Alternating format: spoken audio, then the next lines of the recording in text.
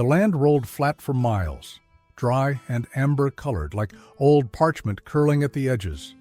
Nothing but wind and the memory of water moved across it. The sun, swollen and burnt, hung low, casting a reddish veil over the scrub and shale. Every now and then a creaking windmill broke the horizon, spinning lazily, as if turning by habit rather than purpose. The bones of a fence traced the path of a long-forgotten boundary, its wire sagging between half-dead posts. Buzzards circled high above, drawing spirals into the afternoon. They'd spotted something. Maybe a rabbit broken beneath a wagon wheel. Maybe a memory. Then came the dust, subtle at first, like a breath drawn in. It rose slowly behind the silhouette of a horse and rider, moving steady across the heat-hazed flat. The rider wore a long coat stained with desert and time. His hat cast a sharp shadow over his face, but even from a distance there was something in his stillness that unsettled the land itself. He rode like a man, unhurried but not at peace, more like someone who knew that peace was a thing too brittle to carry long. His name was Harlan Clay, though no one had said it in kindness for years. Folks who remembered his name only did so in whispers, mostly in towns long behind him.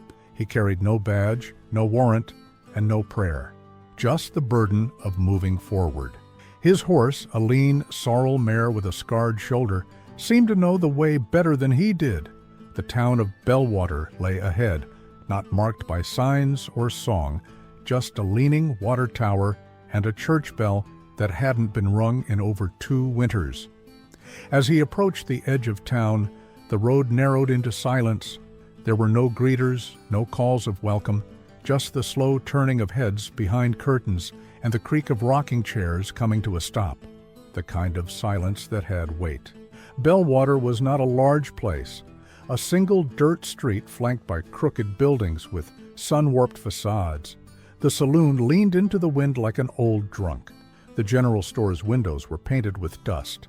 And at the far end, framed by the only structure that looked recently touched, stood the courthouse, its columns cracked but proud, like a man who refused to limp after the war.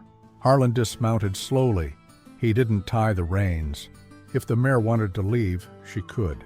He walked with a limping grace, a slight hitch in the left leg, like a man who had been thrown more times than he'd stayed seated. He moved to the saloon, not for drink, but for shadow. He leaned against the frame of the doorway, adjusting the brim of his hat low over his brow. And that's when he saw her. She sat on the courthouse steps. At first glance, she looked like any other forgotten girl in a town that forgot its people. Brown dress worn at the knees, hair pinned without care, face turned from the sun. But it was the angle of her ankle that caught his eye, the unnatural stiffness of it. She shifted slightly, and the light caught metal.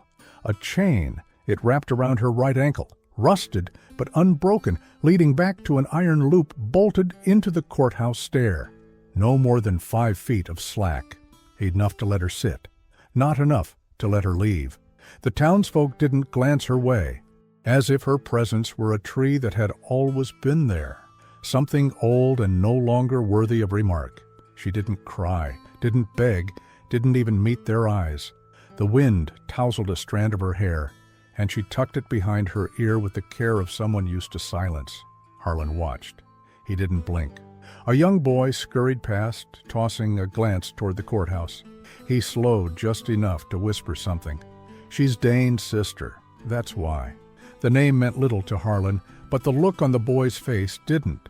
It was the look children wore when they saw justice not as fairness, but as fire, something that burned what it touched.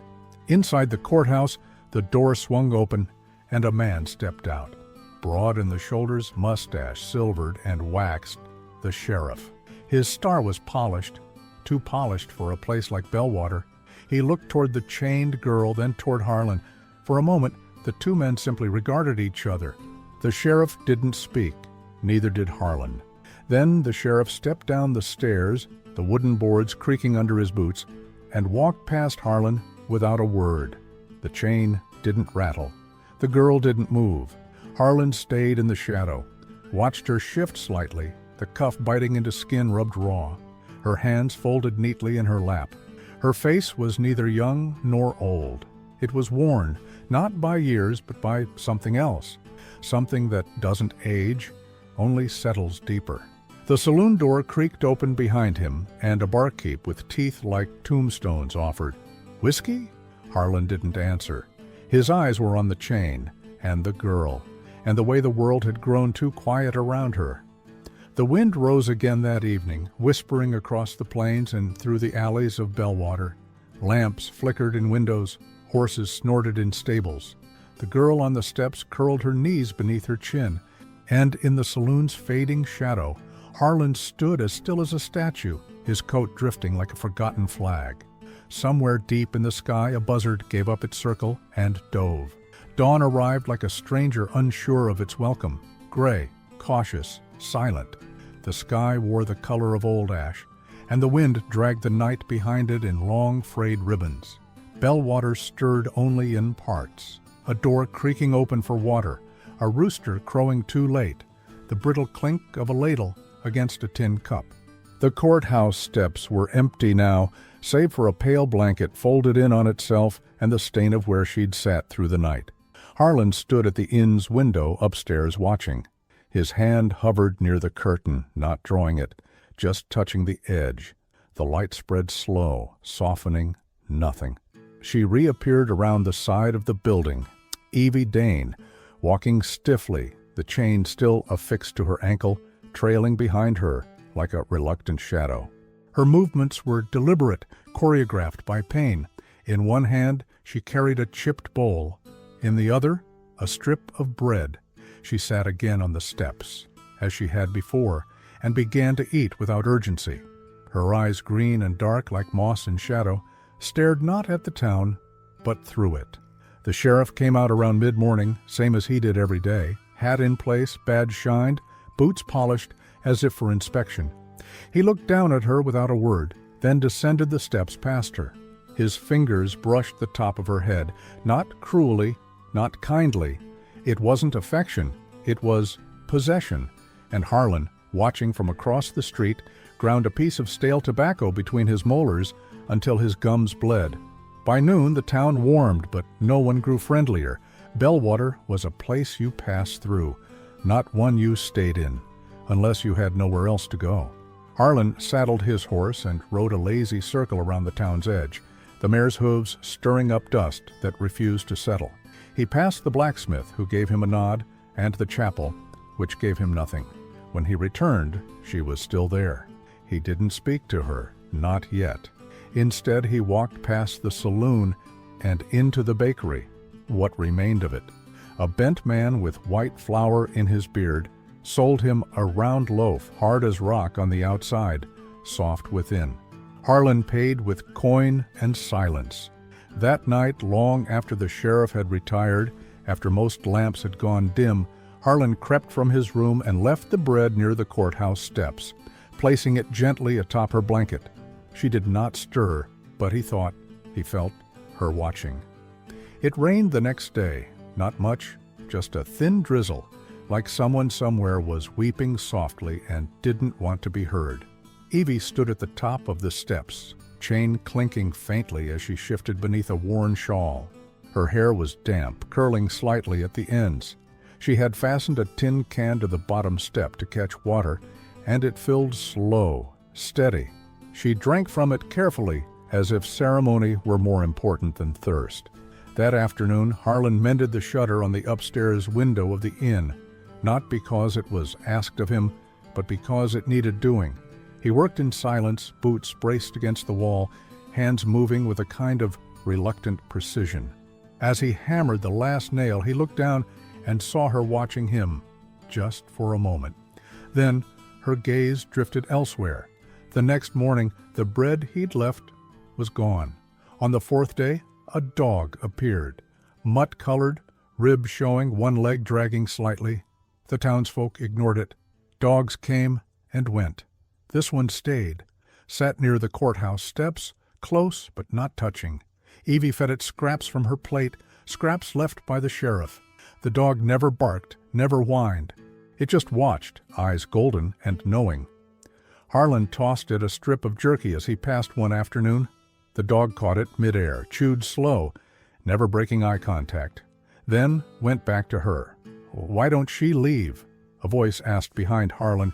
As he leaned on the saloon post one evening, he turned slightly to find the barkeep there, wiping his hands with a rag as dirty as the glass in his belt.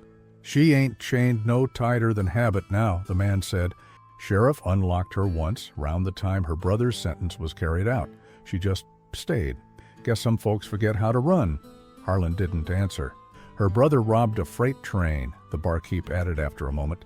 "Shot 2 guards, took a Bible and a sack of silver, got away clean, left her here to carry the weight." Harlan turned his eyes back to her. Evie was braiding a length of string, perhaps from a feed sack, into the dog's matted fur. Later that night, he found her chain. Not the one at her ankle, but the one in her eyes. She was sitting on the steps again. Harlan approached slowly, holding a tin mug of warmed milk. He placed it beside her, not expecting gratitude. She didn't look at him. Her hands rested on the dog's back, moving with a rhythm that seemed more ancient than comfort. Then, softly, so soft it could have been the wind, she spoke. "He said he'd come back. My brother. He promised. Said he'd send for me." Harlan sat on the lowest step, the chain between them, humming low in the wind, like something mournful. "He took the Bible 'cause it was our ma's," she added. "Didn't even believe in it, not really. Just couldn't stand to leave it behind." The dog sighed, head resting on her thigh. Silence returned, heavy and welcome. Then Harlan spoke, his voice gravel and smoke. "You stay, because you're waiting." Her eyes didn't move, but he knew she'd heard. "I stayed," she whispered, "because I didn't know where else wasn't him." Rain began again, soft and unconvincing, the kind that made no sound on skin. They sat in it, not moving. By the week's end, something had shifted. Not the town. Bellwater remained Bellwater.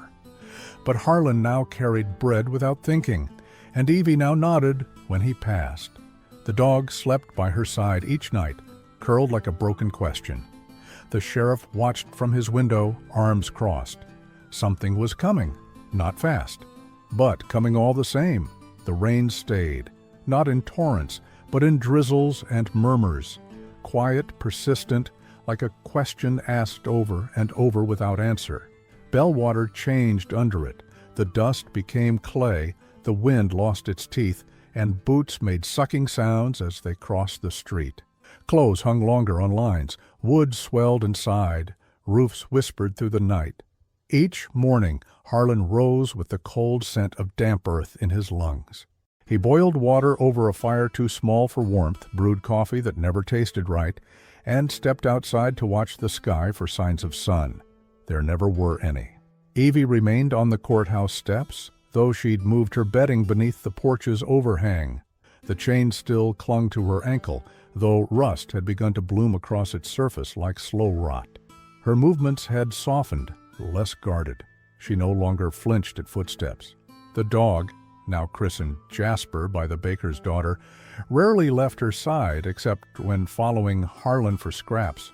The town began to pretend she wasn't there in a new way, less from shame, more from habit. It was as though her presence had become part of Bellwater's architecture, like the leaning fence posts or the warped church doors. Harlan fixed those, too, quietly, one by one. He spoke little to her, and never in the presence of others. But he was always near, mending hinges, clearing gutters, oiling the well crank, acts that didn't ask for thanks. He brought bread, occasionally dried fruit. She'd begun to tear it into pieces to share with Jasper before eating. One morning, as he passed, she looked up and said simply, "You do too much." He paused, looked down at the hammer in his hand, like it was a question he'd forgotten to ask. "Too much," she repeated, gentler this time. Harlan said nothing, just nodded and continued walking. A letter arrived in Bellwater that week, carried not by stagecoach but by a rider on a mule, an older man, blind in one eye, whose horse had died 2 days out.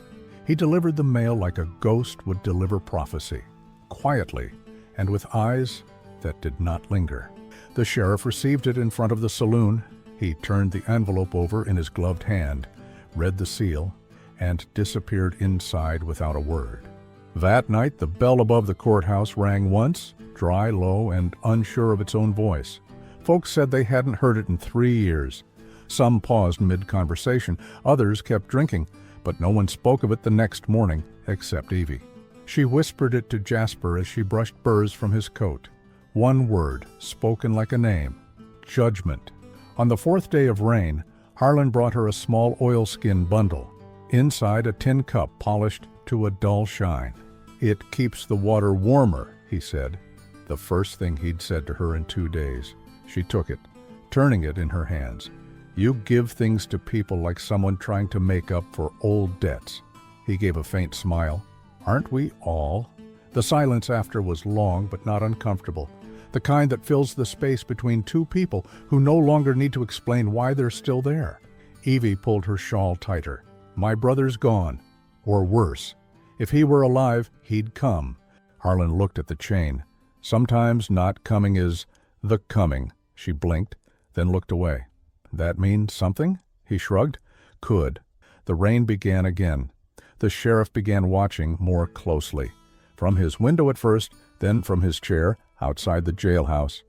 He started polishing his boots twice a day, cleaned his pistol, even though no one remembered the last time it had been fired. He didn't speak to Harlan, but when they passed each other on the boardwalk, their eyes touched like blades sliding past one another's edge. There was history in the way the sheriff looked at him. Not specific, but worn.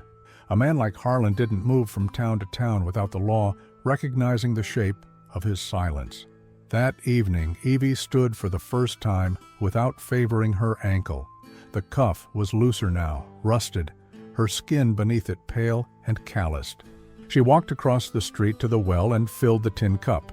Harlan watched from the inn's porch. Jasper followed her halfway, then sat in the mud. The townsfolk paused briefly in their chores, just long enough to realize she was no longer tethered. Not truly. The chain dragged behind her, but it no longer held her.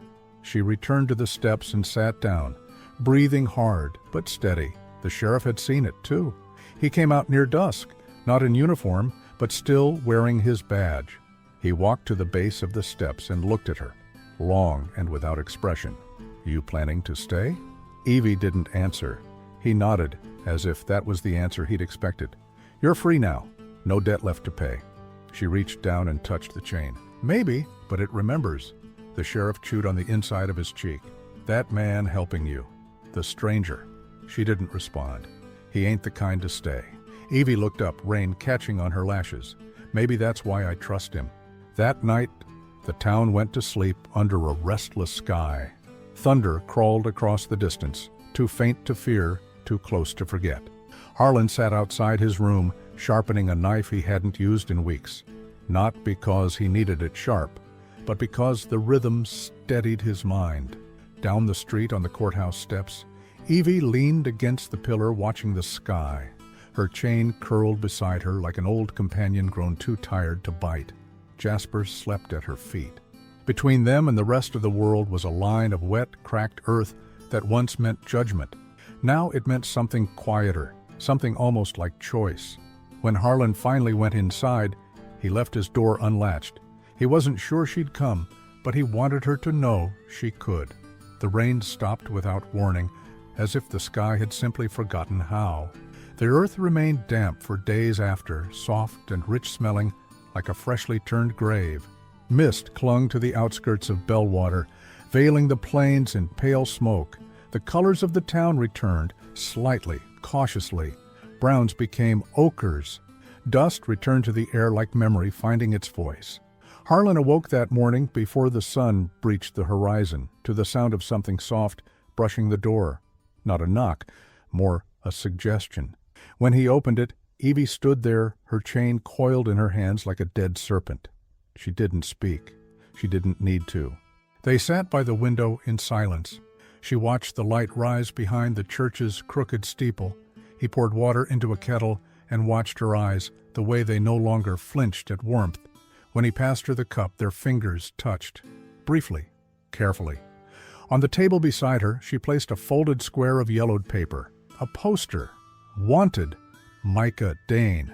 armed and dangerous, robbery, murder, escape, dead or alive. Last seen heading west near Dead Creek Ridge. Beneath the sketch, scrawled in uneven hand, recovered outside Red Hollow, confirmed dead. Harlan read it slowly, letting the words settle like dust in his chest. Evie didn't look at it, her eyes fixed on the horizon. He died a month ago, she said. Shot down. They sent the paper late, said they found a Bible in his coat. She reached into her dress pocket and produced something small and worn. 2 pages torn from that Bible, now water-stained and curling at the edges. One was from Genesis, the other from Psalms. Her fingers trembled as she held them, though her face stayed still. "I thought I'd cry," she said, "when the letter came, when I saw his name. But all I did was sit there and listen to the rain hit the steps." She looked up at Harlan.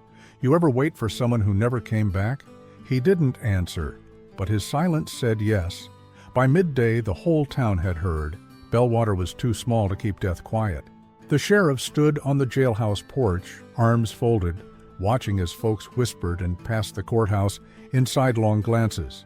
Some nodded to Evie, others couldn't meet her eyes. One woman left a jar of preserves near her feet. Another placed a small wooden cross in the dirt. Evie took none of it. She just sat, her hands empty now, her lap no longer burdened by steel. Harlan joined her as the sun reached its highest point. He didn't sit, but stood beside her, casting shade over her bare feet. The dog, Jasper, lay stretched in the thin line of warmth between them. "You could leave now," Harlan said finally. She looked up, blinking slowly. "Could, but where?" He took a long breath, the kind that sounds like the end of a chapter, then said, "With me." The word lingered. Heavy, but not sharp, not urgent. Just true. She didn't answer then, not aloud. But she reached up and undid the pin in her hair, letting it fall loose for the first time. And that, somehow, was yes. An hour before dusk, they approached the sheriff. Not with ceremony, not with fear, just presence. He sat at the edge of the boardwalk, cleaning the dust from his boots with a cloth that had seen better years. He looked up when their shadows fell over him. "You taken her out?" he asked, tone unreadable. "I am," Harlan replied. "You don't have a home," the sheriff said flatly. "I make one where I stand." The sheriff looked at Evie. His eyes didn't soften, but they quieted. "You sure?" he asked her. She nodded. "I was born in a cage. I'd like to die under sky." The sheriff exhaled through his nose, like someone checking the wind. Then, with deliberate care, he stood. From his coat pocket, he pulled something, a thin, flattened ring, fashioned from an old rifle cartridge, the kind frontiermen made when gold ran short and words meant less than gesture. He handed it to Harlan without looking him in the eye. "Found this in your saddlebag this morning," he said. "Figured you left it there on purpose." Harlan took it. No thanks, no nod. Just a quiet acknowledgement passed between men who've walked too close to the edge of justice to trust its face. They stepped up onto the courthouse steps. The townsfolk gathered, slow and reluctant, like animals drawn to a strange sound. No one knew what to expect. No one had rehearsed. Evie turned to Harlan, hands open. He placed the ring on her finger. Not a word was spoken. Not a prayer, not a vow. Only the wind circling them gently, like it understood. And above them, for the first time in weeks, the sky began to clear. The sheriff didn't move. Jasper barked once, then sat still. That night, the stars returned, sharp and cold and brilliant. Harlan packed the saddlebags with care, checking nothing twice. Evie gathered only what she could carry, which wasn't much. She left the chain coiled on the steps like shed skin. The 2 pages of her brother's Bible were folded and tucked into her blouse. They left before dawn. No one saw them go. But when the sheriff came out just after sunup, he looked at the place where she had sat for so long. The chain was gone. The ring of rust where it had once rested was beginning to fade beneath the breath of wind. He looked down at the steps. A single crow feather rested there. He picked it up, turned it between his fingers, then walked back inside and shut the door behind him. They rode slow into the morning, no hurry, no destination, just forward. The land beyond Bellwater unfolded wide and wordless, as if the earth itself were taking a long breath. Plains rolled out in all directions, punctuated now and then by lone cottonwoods or rock formations, weathered into the shape of tired saints. The sun climbed gently, casting a honey-colored sheen on the grass, still damp from days of rain. Harlan rode ahead, his shoulders upright but not rigid. Evie followed just behind, the dog Jasper trotting at her mare's heels, his limp barely noticeable anymore. The saddle creaked with a rhythm that began to feel like a song, though no one sang. There was no ceremony to their departure, no farewell waved from porches, just two silhouettes shrinking into a light too wide for goodbyes. They camped that night beside a dry creek bed where the wind carved soft sighs through narrow stone. A gnarled oak stood sentry at its edge, limbs outstretched like a man offering penance. Beneath it, they made a small fire, not for warmth but to give shape to the darkness. Evie sat across from Harlan, her coat drawn close, a piece of bread in one hand and Jasper's head resting on her knee. She had not spoken much since they left the town, and he had not asked her to. The silence between them had become something sacred, not empty, but shared, like the space inside a church or the pause before the first note of a hymn. "I never thought I'd leave that place," she said suddenly, her voice almost lost to the wind. "Didn't know how much of me was still alive out here." Harlan poked at the fire with a stick, watching sparks rise like dying stars. "Takes a while," he murmured, "to remember you're not the place you survived." She nodded, her fingers brushing Jasper's fur. "I used to dream of running, not far, just enough to forget my name." Harlan looked across the fire at her. "You don't have to forget it, just wear it different." She didn't reply, but she smiled, small, crooked, tired, the kind of smile that only happens when sorrow begins to uncurl. By the third day, they reached a place called Whistler's Fork, though no fork remained and no one remembered Whistler. Just a broken fence, a collapsed barn, and a tree that grew sideways, reaching for water that once ran below. They stopped there, not for any reason, but because it felt right. Harlan climbed down first, stretched the ache from his back, and led the horses toward a patch of low grass. Evie stayed in the saddle a moment longer, eyes closed, letting the wind press against her face like an old friend returned. They made no fire that night. Instead, they watched the sky, clearer than they'd seen in months. Stars blistered the darkness, fierce and sharp, as if they'd been waiting all this time to be noticed. Evie lay back on the blanket, hands folded across her chest. "I think I finally believe he's gone," she whispered. "Micah!" Harlan didn't answer, but he listened. "I used to imagine him walking back into town," she continued, grinning like a fool, saying it was all just a mistake.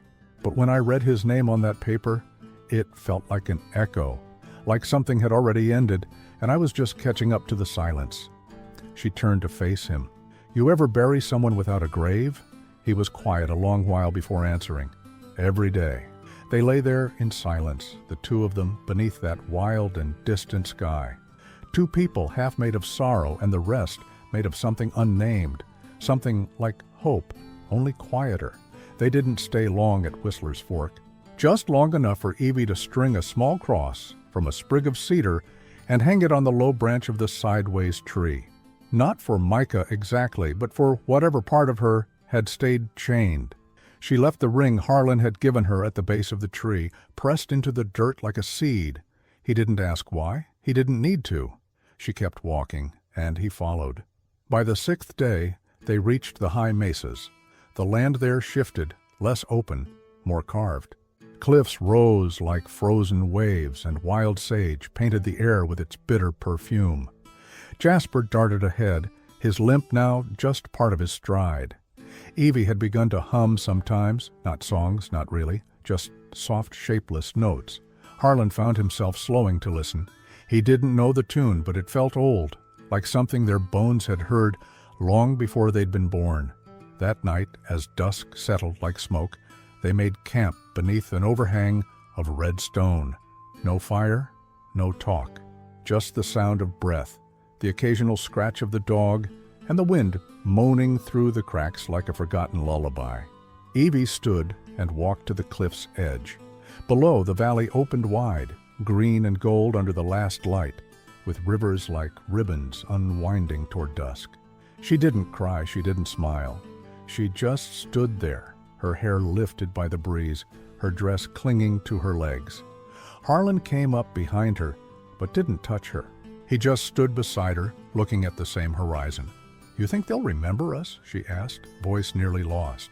"No," he said. She nodded. "Good." They watched the last light go. At sunrise they left the mesa, the cedar cross, the courthouse memories. Left Bellwater behind, not in anger, but in peace. In the dust behind them, the dogs' tracks ran side by side with 2 pairs of boot prints. The wind rose once more, tugging at their coats as they vanished down the trail. No one followed. No one needed to. They'd already said all they meant to say. The land swallowed their shape slowly, like it always did, softly, without judgment. And on the steps of a courthouse hundreds of miles behind, the ring of rust where a girl once sat faded under the sun until it became just another part of the wood. Nothing more, and everything